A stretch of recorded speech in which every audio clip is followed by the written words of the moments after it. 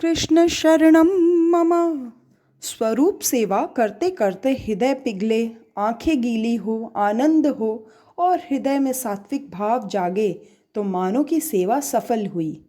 हृदय की भावना बिना की गई सेवा फलवती नहीं होती। जीव शुद्ध होकर परमात्मा की सेवा करे तो श्री ठाकुर जी प्रेम से प्रसन्न होते हैं। मन में अनेकों जन्मों का मैल भरा होता है और स्वरूप सेवा में मन की शुद्धि अति आवश्यक है। मन शुद्ध नहीं है, परिणामतः स्वरूप सेवा फलवती नहीं होती है। मन को शुद्ध करने के लिए नाम सेवा की आवश्यकता है। मन की अशुद्धि नष्ट करता है श्रीमद् भागवत। कलयुग में नाम सेवा प्रधान है। श्री भागवत भगवान का ही नाम स्वरूप है। नाम ही ब्रह्म है, नाम ही परमात्मा है और अधिक क्या कहे, नाम परमात्मा से भी श्रेष्ठ है। ईश्वर तो अदृष्ट है, उनके साथ स्नेह करना कठिन है। नाम स्वरूप तो स्पष्ट दिखता है। जिसका प्रत्यक्ष दर्शन न हुआ हो उसके नाम को पकड़ोगे तो वह अवश्य दृष्टिगोचर होगा। ईश्वर का स्वरूप सबके लिए अनुकूल और सुलभ नहीं है, परंतु नाम स्वरूप सुलभ है। ज्ञानी पुरुष नाम में निष्ठा रखते हैं, वे नाम का आश्रय लेते हैं। नाम ही ईश्वर का स्वरूप है। श्री राम जी ने तो कुछ ही जीवों का उद्धार किया था, परंतु उनके बाद उनके नाम से अनेकों का उद्धार हो गया। श्री कृष्ण जी जब पृथ्वी पर विराजमान थे तब जितने जीवों का उद्धार हुआ था उसकी तुलना में उनके नाम से अनगिनत लोग संसार सागर को पार कर गए। बड़े से बड़ा पाप कौन सा है? ईश्वर के नाम के प्रति निष्ठा का अभाव। नाम सरल साधन है। श्री भागवत भगवान का नाम स्वरूप है। श्रीमद् भागवत का आश्रय ही नाम का आश्रय है।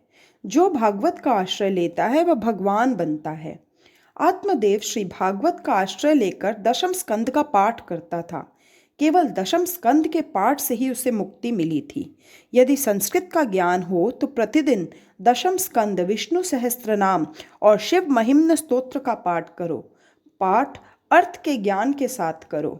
अर्थ ज्ञान बिना किया गया पाठ अधम पाठ है। भगवान जल्दी प्राप्त नहीं होते हैं, वे जल्दी कृपा नहीं करते हैं क्योंकि आप इसके लिए कष्ट सहन नहीं करते हैं। जीव कष्ट सहन करने से कतराता है। भगवान की कृपा के लिए दुख सहन करो। जो स्वेच्छा से कष्ट सहन करता है उसे यम दुखी नहीं कर सकते। आत्मदेव आसन लगाकर 10-12 घंटे बैठता था। आसन पर शांत चित्त से बैठो। ज्ञानियों को जो आनंद समाधि में मिलता है वह आनंद आपको भी कथा में मिलेगा। जिस लीला की यह कथा है वह प्रत्यक्ष ही हो रही है, ऐसा सोचोगे तो आनंद मिलेगा। सोचो कि मेरा मन ईश्वर से तदाकार हो गया, दृश्य में से दृष्टि हट गई जाए और दृष्टा में स्थिर हो तो मन का निरोध होगा और आनंद प्रकटेगा। श्री कृष्ण शरणम मम। दृश्य में से दृष्टि हट जाए और दृष्टा में स्थिर हो तो मन का निरोध होगा और आनंद प्रकटेगा। गोकर्ण को लगा कि धुंधुकारी का व्यवहार उसे भी विक्षेप रूप होगा तो वह भी वन में जा बसा।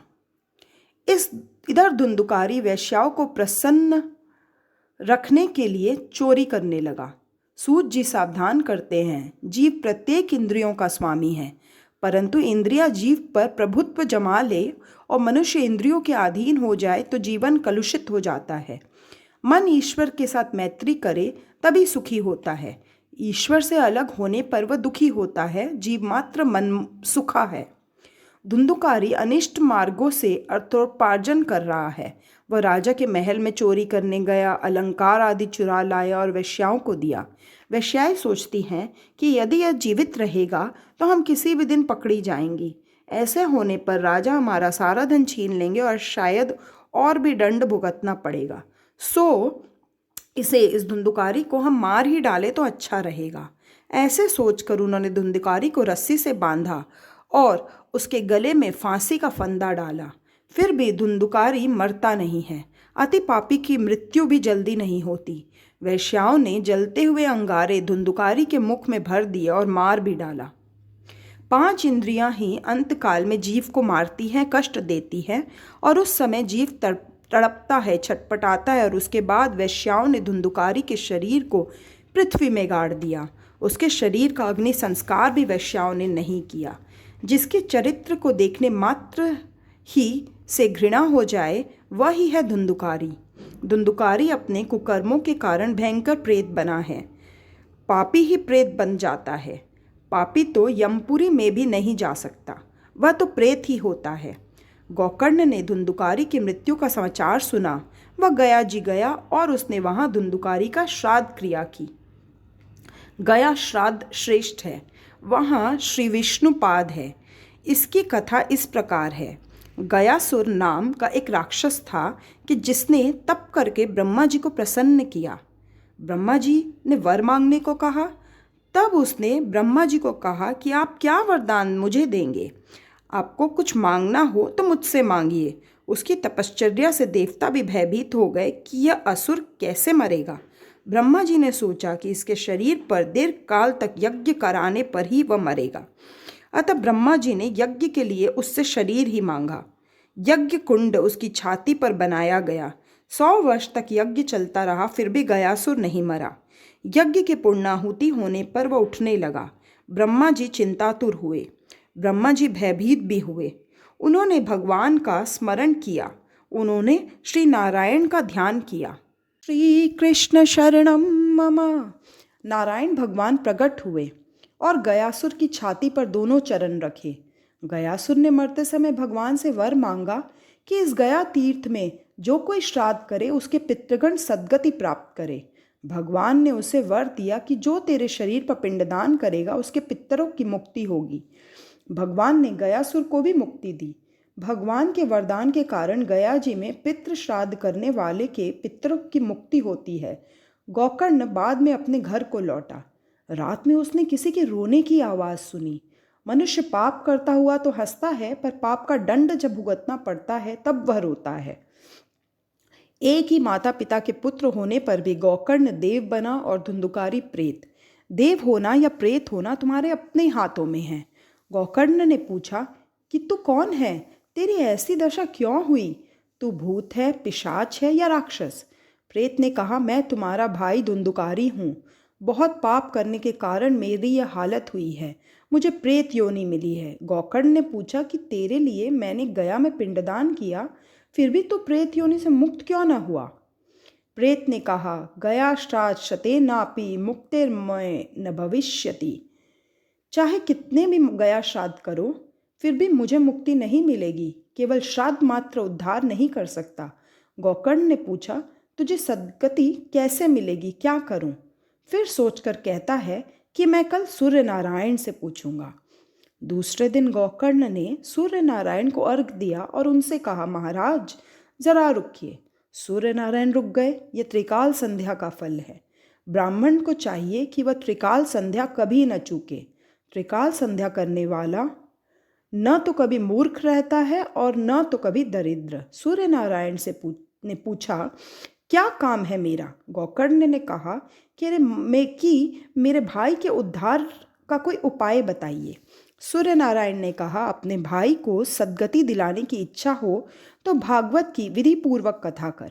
श्राद्ध से जिस आत्मा को मुक्ति नहीं होती है उसे भागवत मुक्त कराता है। भागवत शास्त्र मुक्ति शास्त्र है। भागवत से मुक्ति मिलती है। धुंधुकारी को पाप से मुक्त कराने के लिए गोकर्ण ने भागवत सप्ताह का आयोजन किया।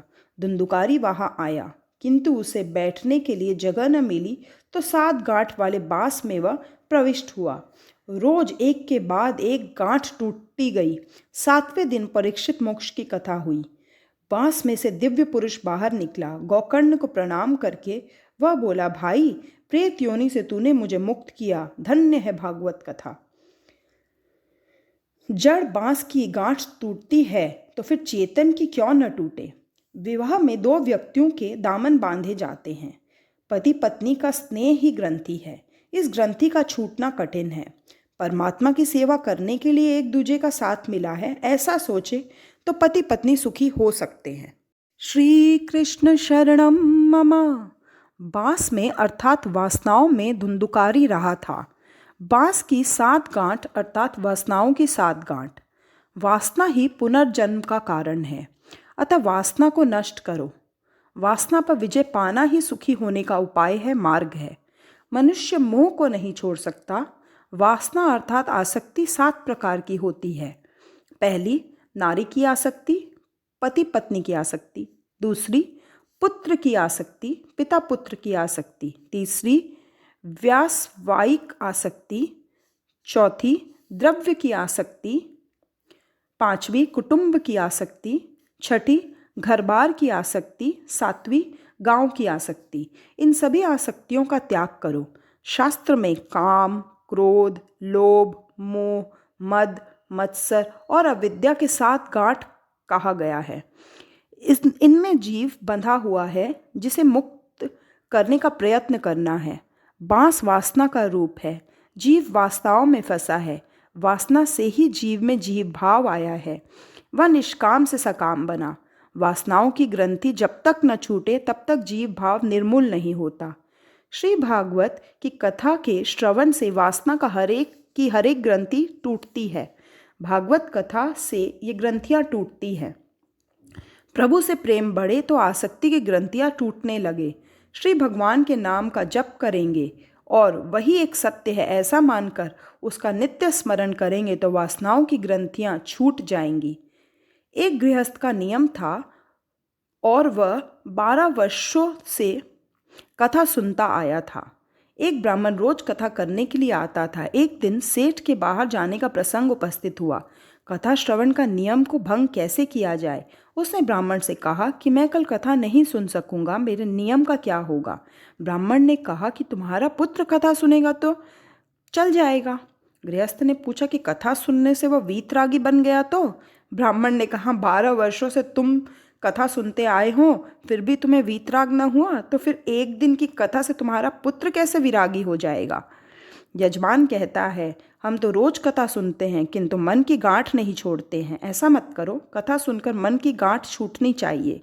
जीव जब तक संसार का सुख का त्याग मन से भी न करे तब तक भक्ति सिद्ध नहीं होती है। भोग का त्याग भी नहीं करना है और भक्ति भी करनी है, यह कैसे हो सकता है?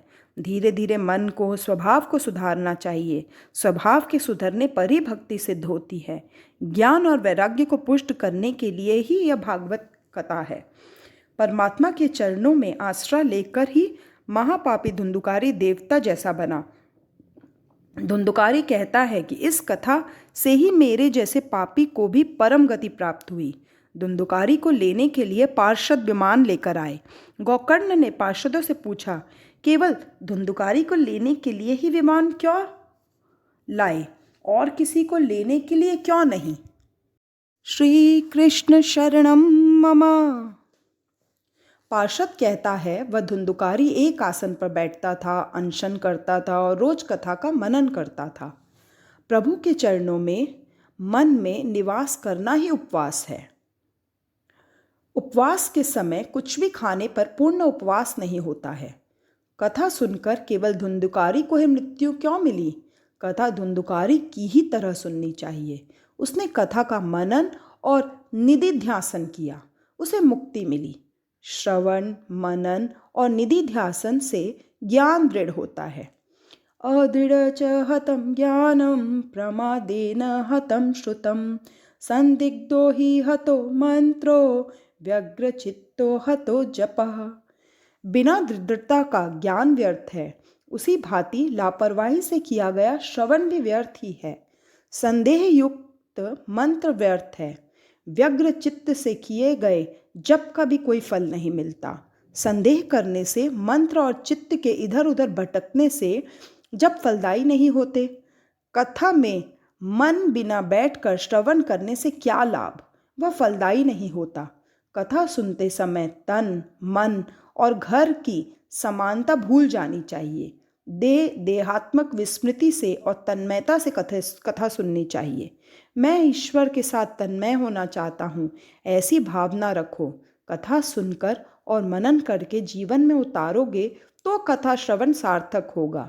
कथा सुनकर जीवन में एक लक्ष्य निश्चित किया जाए। श्री भागवत भगवान की कथा सुनकर कुछ ग्रहण करो। कथा का कोई एक शब्द भी मन में कुरेदोगे तो जीवन का उद्धार हो जाएगा। सबको प्रतीति हुई कि धुंधुकारी की तरह हमने कथा सुनी नहीं, अतः हमें उस जैसी गति नहीं मिली। कथा का मनन करे तो वह उत्तम तो है ही, परंतु मनन न करे तो भी लाभ तो है ही। इसके पश्चात गोकर्ण ने श्रावण मास में दूसरी बार कथा कराई और सबका उद्धार हुआ। उस समय महारानी भक्ति वहां प्रकट हुई। ज्ञान और वैराग्य भी साथ आए। इस कथा से महारानी भक्ति प्रकट होती है। ज्ञान और वैराग्य के साथ भक्ति बढ़े तो मुक्ति मिले। ज्ञान और वैराग्य के बिना भक्ति करने से मुक्ति नहीं मिलती। भक्ति महारानी आनंदित हुई और ज्ञान वैराग्य के साथ नृत्य करने लगी। मूर्छित और क्षीर्ण ज्ञान को फिर से पुष्ट करने के लिए, जागृत करने के लिए यह भागवत की कथा है। गोकर्ण के सभा मंडप में भगवान प्रकट हुए। उन्होंने गोकर्ण से कहा कि मैं तुम्हारे कथा कीर्तन से प्रसन्न हुआ हूँ, तुम कोई वरदान मांगो। उस समय सनत कुमार कहते हैं कि जो मनुष्य श्री कृष्ण की कथा करे, कीर्तन करे, ऐसे वैष्णव भक्त के हृदय में आप विराजमान हो, सबको सद्गति मिली है। वैकुंठ में जो आनंद मिलता है वही आनंद श्री भागवत कथा में मिलता है, परंतु शर्त यह है कि प्रेम पूर्वक इस कथा का श्रवण किया जाए। कथा श्रवण के समय इस जगत को विस्मृत करना चाहिए। श्री कृष्ण शरणम मम। परंतु शर्त यह है कि प्रेम पूर्वक इस कथा का श्रवण किया जाए। कथा श्रवण के समय इस जगत को विस्मृत करना चाहिए। श्री भागवत ऐसा ग्रंथ नहीं है जो मृत्यु के पश्चात ही मुक्ति दिलाए, यह तो मृत्यु के पहले ही मुक्ति दिलाता है। भागवत मुक्ति प्राप्त कराने का शास्त्र है। वेदांत के दिव्य सिद्धांत व्यास जी ने इस महात्म्य में ही भर दिए हैं। छठा अध्याय विधि बताने के लिए है। सत्कर्म विधि पूर्वक किया जाए तो दिव्य बनता है। सत्कर्म काल के नियम से अबाधित है। सत्यनारायण की कथा में भी कहा है, सत्कर्म करने में देर न करो। धर्मराज के पास आकर एक याचक ने दान मांगा। धर्मराज ने उसे अगले दिन आने को कहा। भीमसेन ने इस बातचीत को सुनते ही विजय दुंदुभी बजानी शुरू कर दी। सबने सोचा कि भीमसेन कहीं पागल तो नहीं हो गया है, क्योंकि विजय दुंदुभी विजय के समय ही बजाई जाती है। भीमसेन ने इसका कारण बताते हुए कहा कि आज हमारे बड़े भाई ने काल को भी नियंत्रण में कर लिया। वे जान गए कि वे अगले दिन भी जीने वाले हैं। धर्मराज के इस काल विषय के उपलक्ष्य में मैं यह दुंदुभी बजा रहा हूँ। धर्मराज को अपनी इस भूल का तुरंत ज्ञान हो गया। कहा गया है, न जान्युम जानकी नाथे सवारेशुम थवानुम छे। अर्थात जानकीनाथ भगवान श्री राम भी नहीं जान सके कि कल प्रातःकाल क्या होगा। धर्मराज ने याचक को तुरंत वापस बुलाया और यथा योग्य दान दिया। सत्कर्म तत्काल करो। भवरोग की औषधि है भागवत कथा। जीव मात्र रोगी है। सबसे दुखदायी रोग है जीव का ईश्वर से वियोग। इस रोग के निवारण के लिए श्री भागवत का आश्रय लो। श्री कृष्ण से विरह रूपी रोग को दूर करने की औषधि यह भागवत शास्त्र है। रोग की परिचर्या के समय आहार विहार आदि के कुछ नियम हमें मानने पड़ते हैं, वैसे ही कुछ इस कथा के लिए भी जरूरी है। शुभ मुहूर्त में कथा का आरंभ होना चाहिए। कथा के वक्त के लिए भी कुछ जरूरी लक्षण बताए गए हैं। पहला लक्षण है विरक्त भाव। श्री सुखदेव जी जगत से अस्पृष्ट नहीं थे, फिर भी वे निर्विकार थे। हम भी जगत में रहते हैं, देखते हैं, परंतु हमारी आंखें विकार रहित नहीं हैं। श्री सुखदेव जी ब्रह्म दृष्टि वाले थे। प्रत्येक स्त्री पुरुषों को वे भागवत भाव से देखते थे। प्रत्येक नर नारी को भगवत भाव से देखो। सूत जी सावधान करते हैं, क्या अर्थ है वैराग्य का? उपभोग के लिए अनेक पदार्थ सुलभ होने पर भी मन उनके प्रति आकर्षित न हो, वही वैराग्य है। जगत का त्याग करने की कोई आवश्यकता नहीं है, किंतु भोग दृष्टि से देखने की वृत्ति का त्याग करना है। अपनी विकारी दृष्टि को बदलना है। जगत को काम दृष्टि से, भोग दृष्टि से मत देखो। जब तक दृष्टि का दोष नहीं जाता तब तक हमारी दृष्टि देव दृष्टि नहीं होगी। उपदेशकर्ता ब्राह्मण अर्थात ब्रह्मज्ञ होना चाहिए। वह धीर, गंभीर और दृष्टांत कुशल होना चाहिए। कृष्ण शरणम मम। वक्ता अति निष्प्रिय भी होना चाहिए। द्रव्य का मोह तो छूट जाता है, परंतु कीर्ति का मोह छोड़ना बड़ा कठिन कार्य है। जीव कीर्ति का मोह रखता ही है। जो मनुष्य कीर्ति के मोह में फंसा हुआ है वह भक्ति नहीं कर सकता। जब भी कथा श्रवण करे, संसार से निर्लिप्त होकर करे।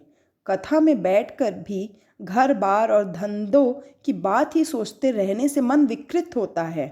कथा मंडप में केवल कथा का ही विचार करो। अन्य सभी चिंताएं छोड़कर कथा में बैठो।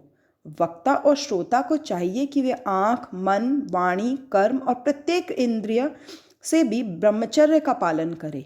मन स्थिर करने के लिए ऊर्ध्वरेता होना जरूरी है। ब्रह्मचर्य पालन से ऊर्ध्वरेता हो सकते हैं। क्रोधित होने से पुण्य का क्षय होता है। वक्ता और श्रोता क्रोध न करे। विधि पूर्वक कथा श्रवण करने से उसका फल प्राप्त होता है। कथा का श्रवण करने वाले वैष्णव यमपुरी में नहीं जाते, वे वैकुंठ में जाते हैं। भागवत की कथा का श्रवण जो प्रेम से करता है उसका संबंध भगवान से जुड़ता है। भागवत भगवान का साक्षात स्वरूप है। श्री भगवान का वर्णमय रूप है। वेदांत में अधिकार और अधिकारी की अच्छी चर्चा की गई है। अथा तो ब्रह्म जिज्ञासा। सबको वेदांत का अधिकार नहीं है। नित्यानित्य वस्तु विवेक शम दमादि षड संपत्ति इहा मूत्र फल भोग विराग बिना वेदांताधिकार प्राप्त नहीं हो सकता। वेदों के 3 विभाग किए गए हैं, कर्मकांड, ज्ञानकांड, उपासना कांड। उसी प्रकार इनके अधिकारी भी निश्चित किए गए हैं। भागवत हर किसी के लिए है। भागवत का आश्रय लोगे तो भागवत तुम्हें भगवान की गोद में बिठलाएगा। वह तुम्हें निर्भय और निसंदेह करेगा। भागवत के श्लोक 18,000 क्यों हैं? 8 प्रकृति के 8 और 9वां ईश्वर, अतः पूर्णता हुई। 9वां अंग पूर्णतादर्शी है। खान पान, व्यवहार, पत्र लेखन आदि सभी कार्यों की विधियां भागवत में बताई गई हैं। इसी ग्रंथ का अवलंबन करने से सभी प्रकार का ज्ञान प्राप्त होगा। यह ग्रंथ पूर्ण है। भागवत भगवान नारायण का ही स्वरूप है। जगत और ईश्वर, जीव और जगत, जीव और ईश्वर आदि से संबंधित ज्ञान भागवत से प्राप्त होगा। भागवत कितना सुना तो कहेंगे कि जितनी बातों को जीवन में उतारा गया। श्रवण की गई बातों का मनन करो और उसे व्यवहार में कार्यान्वित करो। केवल ज्ञान व्यर्थ है। जीवन व्यवहार के काम में लाया हुआ ज्ञान ही सार्थक होगा। गांधी जी भी कहते थे, 2.5 मन ज्ञान की अपेक्षा तोला भर आचरण श्रेष्ठ है। प्रभु के दिव्य सद्गुणों को जीवन में उतारो। पूर्व जन्म का विचार न करो। राजा जनक ने याज्ञवल्क्य ऋषि से पूर्व जन्मों की जीवन लीला देखने की मांग की। याज्ञवल्क्य ने मना करते हुए कहा कि उसे देखने से दुख ही होगा। श्री कृष्ण शरणम मम। फिर भी राजा जनक ने दुराग्रह किया। ऋषि ने राजा को उनके पूर्व जन्मों का जीवन दिखाया। जनक राजा ने देखा कि उनकी अपनी पत्नी ही पिछले जन्म में उनकी माता थी। उन्हें दुख हुआ। अतः यही अच्छा है कि पूर्व जन्मों का विचार न करे, इसी जन्म को सार्थक करने का प्रयत्न करे। भगवान ही के साथ विवाह करो और औरों के भी विवाह कराओ। तुलसी राधा रानी का स्वरूप है। तुलसी विवाह का अर्थ है अपना भगवान के साथ विवाह संबंध।